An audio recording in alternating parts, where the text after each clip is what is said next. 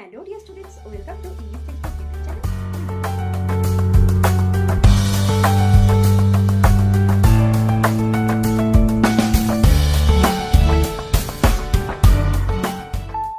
Hello dear students, welcome to English Textbook YouTube channel.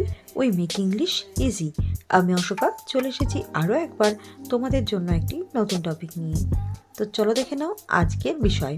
তো আজকের ভিডিওতে আলোচনা করব my visit to Sittong valley. Sittong ভ্যালিতে ঘুরতে যাওয়া নিয়ে একটি প্যারাগ্রাফ রাইটিং।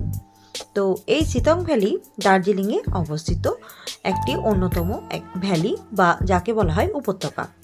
তো চলো আমরা এই প্যারাগ্রাফটি আলোচনা করছি। So let's get started. তো ফার্স্টে দেখো টাইটেলটা লিখে নিয়েছি my visit to Sittong valley. তো সিতং ভ্যালিতে আমার ঘুরতে যাওয়া, এটা লেখার পরে একটা আন্ডারলাইন করে দিয়েছি। এবার আমরা রাইটিংটা লেখা শুরু করব। I went to Sittong valley of Darjeeling with my family. আমি আমার পরিবারের সাথে দার্জিলিংয়ে থাকা সিতং ভ্যালিতে গিয়েছিলাম। এখানে তোমরা লাস্ট ইয়ার বা লাস্ট মান্থ এরকম তোমরা লিখতে পারো। তাহলে কি last year I went to Sittong valley of Darjeeling with my family এরকম লিখতে পারো। তাহলে গত বছরে আমি বাড়ির লোকেদের সাথে বা পরিবারের সাথে আমি গিয়েছিলাম সিতং ভ্যালি, যেটি দার্জিলিংয়ে আছে। The valley was full of green hills and bright flowers. তো সেই ভ্যালি বা উপত্যকাটি ছিল ফুল অফ গ্রিন হিলস, অর্থাৎ সেখানে অনেক সবুজ পাহাড় ছিল। তো পাহাড়ের রং তো আর সবুজ হয় না, তো পাহাড়ের গায়ে যেহেতু অনেক গাছ ছিল, তো সেইগুলোর জন্য সেই যে পাহাড়গুলো সেইগুলোকে মনে হচ্ছিল যে সবুজ। অ্যান্ড ব্রাইট ফ্লাওয়ার্স, এবং সেখানে অনেক ফুল ছিল। আচ্ছা, তারপরে দেখো আই স টল ট্রিজ। আমি সেখানে দেখেছিলাম অনেক লম্বা গাছ, অনেক লম্বা বা অনেক দীর্ঘ সব গাছ সেখানে ছিল। This valley is famous for orange trees. তো এই যে সিতং ভ্যালি যেটি, সেটি অরেঞ্জ অর্থাৎ কমলা লেবুর জন্য বিখ্যাত, বা সেখানে অনেক কমলা লেবুর গাছ রয়েছে। তো সেই জন্য সেই উপত্যকাটি বেশি বিখ্যাত।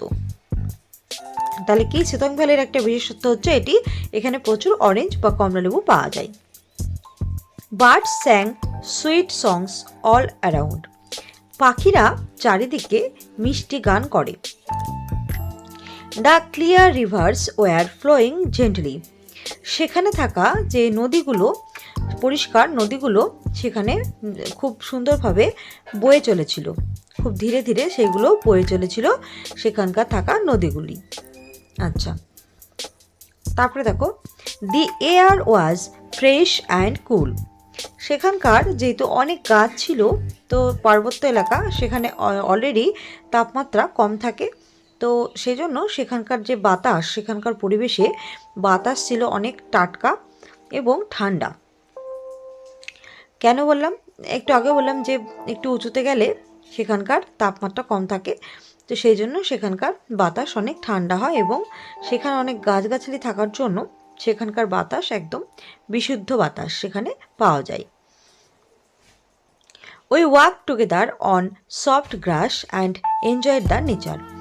আমরা সবাই মিলে সেই নরম ঘাস, সেই উপত্যকা মানেই অনেক গাছ থাকবে সেখানে, এবং একটু আগেও দেখলাম যে অনেক গাছ এবং তার সাথে ফুলও সেখানে থাকে। তাহলে কি আমরা সেখানে উপত্যকায় থাকা যে নরম ঘাস, তার উপর দিয়ে আমরা হেঁটেছিলাম, এবং সেখানকার যে অপার সুন্দর প্রকৃতি, বিউটিফুল নেচার, সেটা আমরা কিন্তু প্রকৃতিকে খুব উপভোগ করেছিলাম। I felt very happy. আমি খুব খুশি হয়েছিলাম। তো এই হচ্ছে আজকের প্যারাগ্রাফ। তো আরেকটু আছে। The blue sky and fresh breeze were wonderful. তো সেখানে থাকা নীল আকাশ এবং যে মৃদুমন্দ বাতাস যেটা বইছিল, সেটা খুবই চমৎকার ছিল। It was a great trip. এটা একটি অসাধারণ ভ্রমণ ছিল। I want to visit there again. তো আমি আবারও সেখানে যেতে চাই। তো এই সিতং ভ্যালি উপত্যকাটি এতটাই সুন্দর, মনোরম পরিবেশ, সেখানকার পরিবেশ, প্রাকৃতিক পরিবেশ, আবহাওয়া এতটাই সুন্দর যে আমি আবারও সেখানে যেতে চাই আরও একবার।